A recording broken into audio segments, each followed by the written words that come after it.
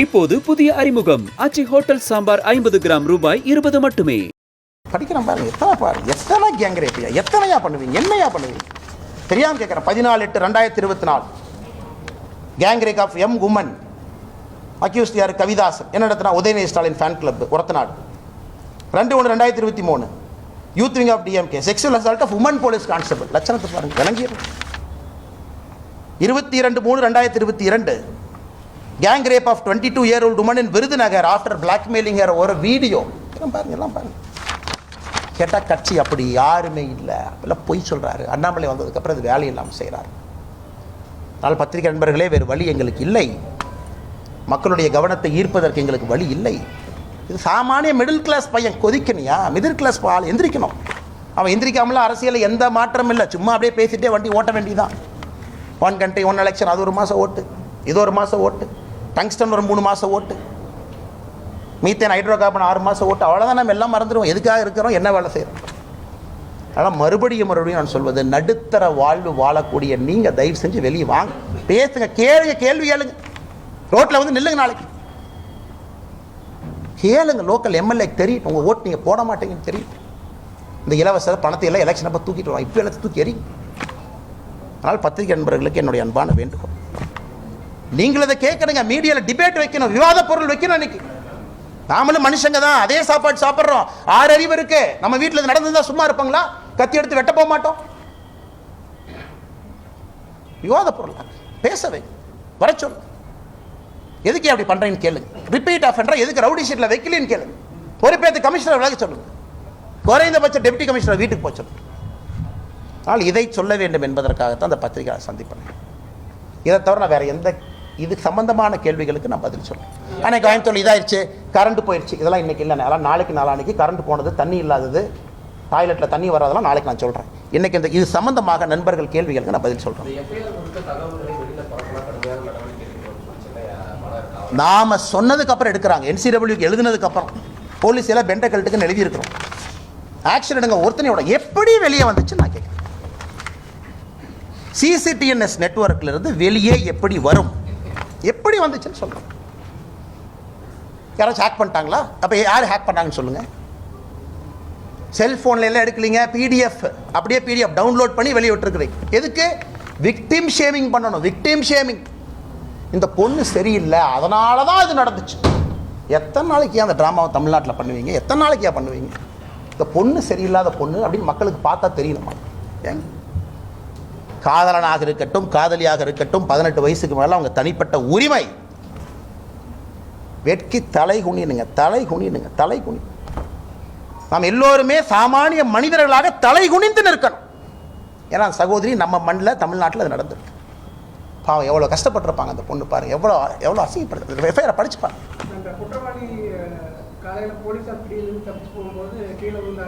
என்ன வெங்காயங்க, என்ன வெங்காயங்க. ஒரு கான்ஸ்டபிளை கூப்பிட்டு ஒரு அடி அடினா கை உடைய, ஒரு அடினா கால். இது பனிஷ்மெண்ட்டா? இது பனிஷ்மெண்ட்டா? ஒரு மாவு கட்டு போட்டு எடுத்து ஃபோட்டோ கொடுத்துட்டா அப்படியே மக்களுடைய கோபம் அப்படியே தணிஞ்சு, அப்பா அவனுக்கு வந்து பாருப்பா கை ஒரு கை உடஞ்சிருச்சு, மாவு கட்டி போட்டிருக்காங்க, கால் ஒரு கால் உடஞ்சிருச்சு, மாவு கட்டு போட்டாங்க. என்ன எல்லாம் 1980 கலைஞர் கருணாநிதி ஐயா திரைக்கதை வசனம் எழுதிட்டு இருக்காங்களா? உண்மையான அரசா இருந்தா 10 நாளில் சார்ஜ் ஷீட் போடும், 11வது நாளில் ஸ்பெஷல் கோர்ட்டை கூப்பிட்டு 15வது நாளில் தண்டனை கூட. நான் சொல்கிறேன், இந்த ட்ராமாவில் எங்களுக்கு வேண்டாம். மாவு கட்டு போட்டேன், கையை உடைச்சேன், கால் உடைச்சேன், இந்த ட்ராமாலாம் வேண்டாம் சார். 7 நாளில் ட்ரையல் நடந்த கேஸ் இந்தியாவில் இருக்குது சார். 5 நாளில் சார்ஜ் ஷீட் போட்டிருக்காங்க சார். ஒரே நாளில் ட்ரையல் முடிச்சிருக்காங்க சார். நீங்கள் நினைக்கிற மாதிரி 1 வருஷம் 2 வருஷம் இல்லை, 10 நாளில் ஒரு சார்ஜ் ஷீட்டை போட்டு ட்ரையல் நடத்தி தண்டனை வாங்கி கொடுக்க முடியும். பண்ணீங்களா?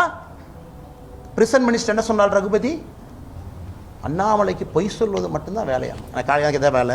அவங்க வீட்டில் நேர்ந்து விட்டுருக்காங்க. எங்கள் அம்மா ரகுபதி வீட்டில் நேர்ந்து விட்டுருக்குறாங்க. பொய் சொல்கிறது மட்டும்தான் காலையிலேருந்து இரவு வரை இதான் எனக்கு வேலை. ஏயா பிரிசன் துறையை கையில் வச்சிருக்கிறேன், ஒழுக்கமாக ஒரு வேலையை செஞ்சுருக்கியா? அது வரைக்கும் தெரியாமல் நான் கேட்குறேன். ஒழுக்கமாக செஞ்சுருக்கீங்களா? எங்கள் வேலை நாயை போல தப்பு பண்ணால் கொண்டு வந்து மக்கள்கிட்ட வைக்கிறதா எங்கள் வேலை. பதில் சொல்கிறது உங்கள் வேலை. ஆளுங்கட்சிக்கார victim shaming, victim shaming, FIR copy release, இதெல்லாம் நம்ம முறை சொல்லல. வேலையெல்லாம் எழுதுனீங்களா அவன் பேர் பத்திரிக்கையில்? சும்மா அதே அச்சில் போய் பத்திரிக்கை போய் அதே ஞானசேகரன் பேர் அடிச்சுட்டு அதே வெளியே வந்துருச்சுங்களா? சிட்டி ரோபோட் மாதிரி ஏதோ ஒன்று அறிவாளி உட்காந்துருக்காங்களா? இதில் அதனால் இது கம்பீரமாக எடுத்துக்கணுங்க. அது ரொம்ப தப்பு பண்ணுறேங்க. நாம் ஒன்று அடுத்து அதை விட கொடூரமாக இருக்கிறனால முன்னாடி நடக்கிறத மறந்தாச்சு. இதை விட அது கொடூரமாக இருந்துச்சுங்க, அதனால் இதை மறந்தாச்சு. அதனால தான் வேறு வழி இல்லாமல் எங்களை நாங்களே வருத்தி கொண்டு முருகபெருமான்கிட்ட போய் முறையிறோம். வேற என்னங்க வழி சொல்லுங்கண்ணா? இவருக்கு இந்த மாதிரி குற்றத்தில் ஈடுபடுறவங்களுக்கு என்ன மாதிரியான தண்டனை கொடுக்கணும்னு எதிர்பார்க்குறீங்க? இதே இந்த மாதிரி சமயத்தில் நீங்கள் ஐபிஎஸ் அதிகாரியாக இருந்திருந்தீங்க, நான் எல்லாம் சுட்டு தூக்கி வீசிட்டு போயிடுவேன் சார். அதுக்கு சொன்ன 4 பேர் எஃப்ஐஆர் தூக்கிட்டு வருவானுங்க. ஹியூமன் ரைட்ஸ் கமிஷன் அதுன்னு வருவாங்க, தூக்கி வெளியே வச்சா தான் சரியாக வரும். அந்த மாதிரி ரத்த சார் இது ஏதோ அரசியல் வந்தனால அடங்கி உட்காந்துருக்கிறேன். வேறு வழியில் கேட்டால் கட்சி பொறுப்பு, தேசிய கட்சி மாநில தலைவரெல்லாம் நீங்கள் பேசக்கூடாதுங்கிறேங்கிறாங்க. அதனால் வாயை பொத்திட்டு உட்காந்துருக்கிறேன்.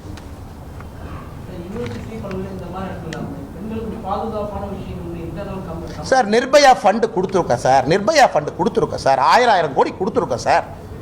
ஏன் சார் ஒரு அண்ணா யூனிவர்சிட்டியில் தமிழ்நாட்டினுடைய பழமையான இன்ஜினியரிங் காலேஜில் ஒரு லோட்டஸ் சிசிடிவிக்கு ஒயர் கனெக்ஷன் இல்லைன்னு சொல்கிறியா? வெக்கப்படலையா நீ? எங்கேயுமே கனெக்ஷன் இல்லை. அப்போ நிர்பயா ஃபண்டு எங்கே போச்சு? நிர்பயா ஃபண்டு கொடுத்ததே இதுக்கு தானே. நிர்பயா ஃபண்டு எதுக்கு கொடுத்தோம்? முதலமைச்சர் வீட்டுக்கு போகிற சாலையில் 4 சிசிடிவி போடுற கொடுத்தோமா? எதுக்குங்க நிர்பயா ஃபண்டு கொடுத்தோம்? இதுக்கு தாங்க கொடுத்தோம். அடிப்படையே இல்லை. கேட்டால் யூஜிசி கமிஷன் நாமினி வரணுமா? ஏன் உனக்கு அண்ணா யூனிவர்சிட்டியில் சிசிடிவி வைக்கிற துப்பு இல்லை? நீ யூஜிசி கமிஷன் நாமினியை பற்றி பேசிட்டு இருக்க. வெக்கமால உனக்கு? வெக்கமால். யூஜிசி கமிஷன் நாமினி வந்தாங்கன்னா, இந்த சந்தான முதல்ல பேசுவார்ல லொல்லு சபால், இந்த யூஜிசி கமிஷன் அப்படியே வந்தாங்கன்னா, கொடுத்ததில் ஒரு யூனிவர்சிட்டிக்கு சிசிடிவி கேமரா வாங்கி மாட்டியா நீ? கேட்டால் நாளைக்கு காலைல கோவிச்சரியன் சொல்லுவார். அது யூஜிசி கமிஷன் நாமினி வந்தார்னா மத்திய அரசு மாநிலத்தினுடைய சுயாட்சிக்கு எதிராக செயல்படுவதாக நாங்கள் கருதுவோம். வெக்கமா இல்லை உங்களுக்கெல்லாம்? கேட்பது ஒரு அண்ணா யூனிவர்சிட்டியில் கேட்டால் வளர்ந்த நாடு, $1 trillion எக்கானமி, $1 trillion எக்கானமி. ஒரு காலேஜில் பெண் குழந்தைகள் படிக்கிற இடத்துல ஒரு சிசிடிவி கேமரா வைக்கிறதுக்கு லாய்க்கு இல்லை. $1 trillion எக்கானமி என்ன பிடுங்க போகிறீங்க நீங்கள்? $1 trillion எக்கானமி. அம்பானி உருவாக்கி தமிழ்நாட்டில் ஒரு 10 முதலாளிகள் உருவாக்கி $1 trillion டிக் போடுறக்கா? இல்லை ஏழை மக்களுக்கு வேலை செய்யறதுக்காக அரசு இருக்கு? என்ன கேட்குற கேள்வி நியாயம் இருக்கு? $1 trillion என்ன வெங்காயத்துக்குன்னு கேட்குறேன்.